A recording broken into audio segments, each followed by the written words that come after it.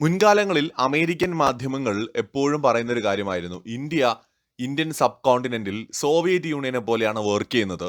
അതായത് അയൽ രാജ്യങ്ങളുടെ മേൽ ഒരു ആധിപത്യം എപ്പോഴും നിലനിർത്തുന്നു എന്നൊക്കെ പറഞ്ഞിട്ട് മുൻകാലങ്ങളിൽ ആരോപണങ്ങൾ ഉന്നയിക്കാറുണ്ടായിരുന്നു. അതിന്റെ കാരണം ചില കീഴ്വഴക്കങ്ങൾ ഇന്ത്യൻ സബ് കോണ്ടിനെന്റിലുണ്ട്. മാലി ദ്വീപ്, നേപ്പാള്, ഭൂട്ടാൻ, അതുപോലെ ശ്രീലങ്ക, ബംഗ്ലാദേശ് ഇങ്ങനെയുള്ള ഇന്ത്യയുടെ അയൽ രാജ്യങ്ങളിൽ തെരഞ്ഞെടുക്കപ്പെടുന്ന പ്രധാനമന്ത്രിമാരോ പ്രസിഡന്റുമാരോ ആദ്യത്തെ അവരുടെ ഫോറിൻ ട്രിപ്പ് എപ്പോഴും ഇന്ത്യയിലേക്കായിരിക്കും നടത്തുക. ഈ അടുത്തിടെ നമ്മുടെ നേപ്പാൾ പ്രധാനമന്ത്രി ഇന്ത്യയിലേക്ക് വരുന്നതിന് പകരം ചൈനയിലേക്ക് പോയി. കെ.പി. ശർമ്മ ഒലിയാണ് പ്രധാനമന്ത്രിയായത്. അദ്ദേഹം മുമ്പും പ്രധാനമന്ത്രിയായിട്ടുള്ള ആളാണ്.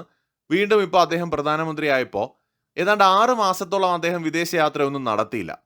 അപ്പോൾ അതിന്റെ കാരണം പിന്നീടാണ് തെളിഞ്ഞത്. അദ്ദേഹം ഇന്ത്യയുടെ ഒരു ഇൻവിറ്റേഷന് വേണ്ടി വെയിറ്റ് ചെയ്തിരുന്നു അത്രേ. ഇന്ത്യയുടെ ഭാഗത്ത് നിന്ന് ഒഫീഷ്യൽ ആയിട്ടുള്ള ഒരു ഇൻവിറ്റേഷൻ കെ.പി. ശർമ്മ ഒലിക്ക് കൊടുത്തില്ല. അതിന്റെ കാരണം പലതുണ്ട്. അപ്പോൾ അങ്ങനെ ഇന്ത്യയുടെ ഇൻവിറ്റേഷൻ കൊടുക്കാതെ വന്നപ്പോൾ ചൈനീസ് ഇൻവിറ്റേഷൻ സ്വീകരിച്ചുകൊണ്ട് അദ്ദേഹം ചൈനയിലേക്ക് പോയി. അപ്പോൾ ഇന്ത്യ അദ്ദേഹത്തിനെ സ്വീകരിക്കാതിരുന്നത് ഇന്ത്യ നേപ്പാൾ ബന്ധം വളരെയധികം വഷളായതിൽ ഈ ശർമ്മ ഒലി വലിയ പങ്ക് വഹിച്ചു എന്നതുകൊണ്ടാണ്. ചൈനീസ് പക്ഷക്കാരനായിട്ടുള്ള ശർമ്മ ഇന്ത്യയുമായിട്ട് അനാവശ്യമായിട്ടുള്ള അതിർത്തി തർക്കങ്ങൾ ഉണ്ടാക്കുകയും നേപ്പാളിലെയും ഇന്ത്യയിലെയും ജനങ്ങളെ പോലും പരസ്പരം ബാധിക്കുന്ന തരത്തിൽ ഒരു ശത്രുത ക്രിയേറ്റ് ചെയ്യാൻ ശ്രമിക്കുകയും ചെയ്തു. അവരുടെ മാപ്പിലടക്കം തർക്കപ്രദേശങ്ങൾ അവരുടേതായി ഉൾപ്പെടുത്തി ഇന്ത്യയുടെ ഭൂപ്രദേശങ്ങൾ പോലും അവരുടേതാണെന്ന് പറഞ്ഞ് ഇന്ത്യ നേപ്പാൾ ബന്ധത്തിന്റെ ചരിത്ര പ്രാധാന്യം പോലും കണക്കിലെടുക്കാതെ ഏതൊരു ആപത് ഘട്ടത്തിലും ആദ്യം നേപ്പാളിനെ സഹായിക്കുമെന്നുള്ള ഇന്ത്യയുടെ ചരിത്രത്തെ വിസ്മരിച്ചുകൊണ്ട്, ഇന്ത്യയുടെ സഹായങ്ങളെ മറന്നുകൊണ്ട് ഇന്ത്യയുമായിട്ടുള്ള ബന്ധത്തിൽ ഒരു പ്രശ്നം സൃഷ്ടിച്ചത് ശർമ്മയാണ്. അതുകൊണ്ടായിരിക്കാം ചിലപ്പോൾ ഇന്ത്യ ഗവൺമെന്റ് അദ്ദേഹത്തെ ഒഫീഷ്യലി ക്ഷണിക്കാതിരുന്നത്. ഇത് നേപ്പാളിന്റെ വെർഷനാണ്. ഇത് സത്യമാണോ എന്ന് നമുക്കറിയില്ല. എന്തായാലും അത് വിശ്വാസത്തിലെടുത്താൽ കാരണം ചിലപ്പോൾ ഇതാകാം. എന്നാൽ ഇപ്പോൾ ശ്രീലങ്കയിലെ ഒരു പുതിയ പ്രസിഡന്റ് വന്നിട്ടുണ്ട്, അനുര ദിശനായകെ. ഇദ്ദേഹത്തിന് ഒരു പ്രത്യേകത, ഇദ്ദേഹം ഒരു ഇടത് രാഷ്ട്രീയക്കാരനാണ്. എന്ന് വെച്ചാൽ ഒരു കമ്മ്യൂണിസ്റ്റ് ആശയം ഇഷ്ടപ്പെടുന്ന, അതിനോട് ചേർന്ന് നിൽക്കുന്ന ഒരു പൊളിറ്റിക്കൽ പ്രസ്ഥാനത്തിലൂടെ ആശയങ്ങൾ അത്തരത്തിൽ പ്രചരിപ്പിച്ചുകൊണ്ട് ശ്രീലങ്കയുടെ രാഷ്ട്രീയത്തിൽ ഉയർന്നു വന്ന വളരെ ചെറുപ്പക്കാരനായിട്ടുള്ള ഒരു പ്രസിഡന്റ്. അപ്പൊ അദ്ദേഹത്തിന്റെ ഫോറിൻ ട്രിപ്പ് ആദ്യം എവിടേക്കായിരിക്കും എന്നത് വളരെ കൗതുകത്തോടെ തന്നെയാണ് ഏവരും ഉറ്റുനോക്കിയത്. അത് പതിവ് പോലെ തന്നെ ഇന്ത്യയിലേക്കാണെന്നാണ് ഇപ്പോൾ വ്യക്തമാവുന്നത്. ഈ വരുന്ന 15-ാം തീയതി മുതൽ 17-ാം തീയതി വരെ അദ്ദേഹം ഇന്ത്യയിൽ ഉണ്ടാകുമെന്ന് ഇപ്പോൾ ഏറെക്കുറെ കൺഫേം ആയിട്ടുണ്ട്. അതായത് ഈ ഒരു കീഴ്വഴക്കം ഇന്ത്യൻ സബ് കോണ്ടിനെന്റിലെ രാജ്യങ്ങളുടെ പ്രസിഡന്റുമാരോ പ്രധാനമന്ത്രിമാരോ അധികാരത്തിലെത്തിയാൽ ആദ്യം ഇന്ത്യയിലേക്ക് എത്തുക എന്നുള്ള കീഴ്വഴക്കം ഇപ്പോഴത്തെ പുതിയ പ്രസിഡന്റ് അനുര ദിശനായക തുടരുന്നു എന്നാണ് ഇത് വ്യക്തമാക്കുന്നത്.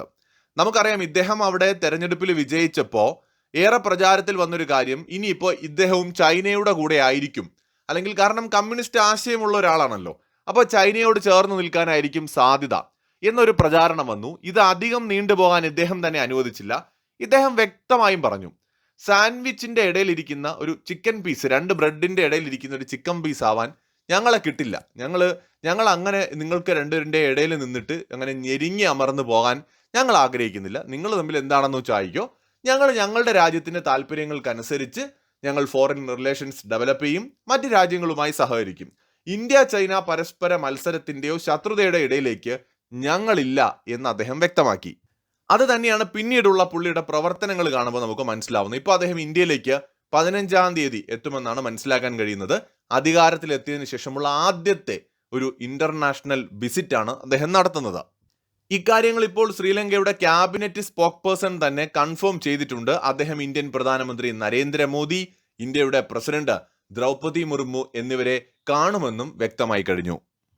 പ്രസിഡന്റിന്റെ ഒപ്പം വളരെ പ്രധാനപ്പെട്ട ചില ആളുകൾ കൂടി എത്തുന്നുണ്ട്. ഫോറിൻ മിനിസ്റ്റർ എത്തുന്നുണ്ട്, ഡെപ്യൂട്ടി ഫൈനാൻസ് മിനിസ്റ്റർ എത്തുന്നുണ്ട്, അതുപോലെ ഉയർന്ന ഡിപ്ലോമാറ്റിക് റാങ്കിലുള്ള പലരും ഇദ്ദേഹത്തിനെ അനുഗമിക്കുന്നുണ്ട് എന്നാണ് മനസ്സിലാവുന്നത്. ഈ അനുര ദിശനായകെ ജയിച്ചതിന് തൊട്ടു പിന്നാലെ തന്നെ ഇന്ത്യ അദ്ദേഹത്തെ അഭിനന്ദിക്കുകയും ഇന്ത്യയുടെ നയതന്ത്ര നീക്കങ്ങൾ ആരംഭിക്കുകയും ചെയ്തിരുന്നു.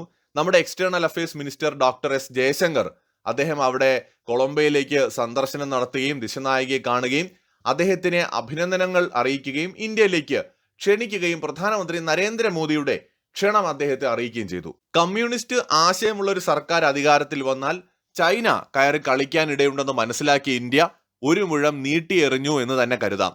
ഇന്ത്യയുടെ ചടുലമായ ആ ഒരു ഡിപ്ലോമാറ്റിക് മൂവ്സ് തന്നെയാണ് ഇപ്പോൾ അനുര ദിസനായിക ഇന്ത്യക്കൊപ്പം നിന്ന് മുന്നോട്ട് പോകാനുള്ള ഒരു തീരുമാനത്തിലേക്ക് എത്തുന്നു എന്നതിൽ നിന്ന് മനസ്സിലാക്കാൻ സാധിക്കുന്നത്. തീർച്ചയായും അദ്ദേഹത്തിന് ചൈനയുമായും സഹകരിക്കേണ്ടി വരും. പക്ഷെ ഒരിക്കലും അത് ഇന്ത്യയുടെ താല്പര്യങ്ങൾക്കെതിരായിരിക്കില്ല എന്ന് ഇദ്ദേഹം നേരത്തെ തന്നെ പറഞ്ഞിട്ടുണ്ട്. വളരെ യങ് ആയിട്ടുള്ള ഒരു ലീഡറാണ്. ഇന്ത്യയുമായിട്ടുള്ള റിലേഷൻസ് മെച്ചപ്പെടുത്താൻ അദ്ദേഹം പരിശ്രമിക്കുമെന്ന് തന്നെയാണ് പ്രതീക്ഷിക്കുന്നത്.